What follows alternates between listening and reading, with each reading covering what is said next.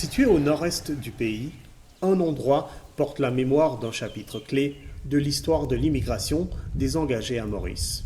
Nous voici à Antoinette Pullier-Nagar, situé à Barlow, rivière du Rempart.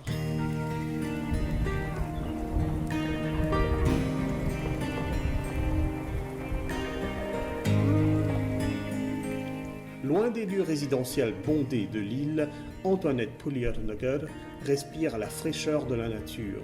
Ici, les ruines et vestiges nous ramènent au passé.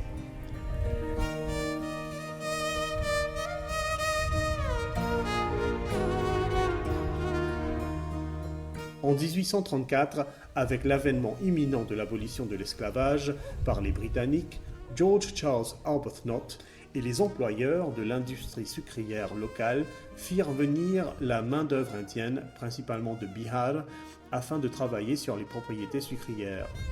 C'est ainsi que le 2 novembre 1834, 36 travailleurs indiens arrivent sur le territoire mauricien à bord du navire Atlas et débarquent à l'Apravasi Ghat Depot.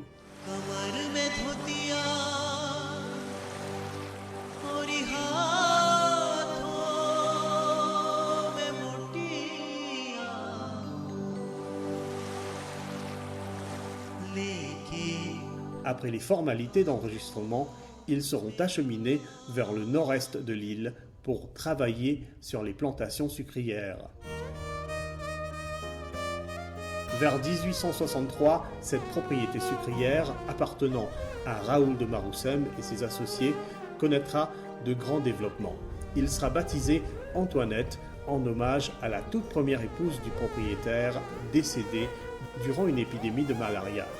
Depuis leur arrivée, les engagés indiens accomplirent la rude tâche de défricher et de transformer les forêts en champs de canne.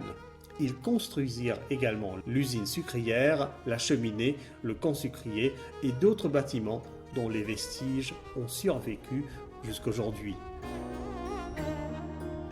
Au total, plus de 400 esclaves et plus de 4000 travailleurs engagés auront travaillé et vécu sur la propriété d'Antoinette. Leur labeur aura contribué à l'expansion et au développement de l'industrie sucrière, qui deviendra au fil des siècles un pilier majeur de l'économie de l'île Maurice. Un monument fut érigé en mémoire de ce tout premier contingent de travailleurs engagés indiens à Maurice. Cela fait maintenant 186 ans depuis que ces premiers immigrants arrivèrent sur une île inconnue pour travailler dans un village dont ils ignoraient tout.